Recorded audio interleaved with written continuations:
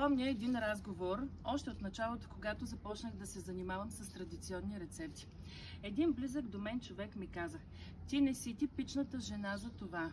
Усмихнах се и го попитах: "А как изглежда типичната? Леля по пенюар или баба с забрадка?" Истината е, че любовта към традициите няма образ. Не е вързана нито с възраст, нито с външен вид.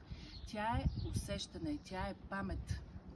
Жената, която пази и предава българската кухня, днес може да пътува, може да работи, може да бъде модерна, едновременно с това да има глас в мрежата и въпреки това, или по-скоро точно за това, да бърка лютеница в двора, да меси хляб с квас, да познава празниците, билките, сезоните.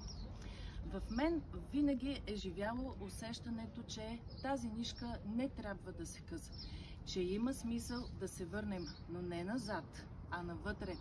Не като носталгия, а като сила. Защото в кръвта на българката тече не просто история, а жива памет, сила и знание. И когато ние си позволим тя да се събуди в нас, ние ставаме цели и необяснимо силни. Такива каквито сме били, но сме забравили.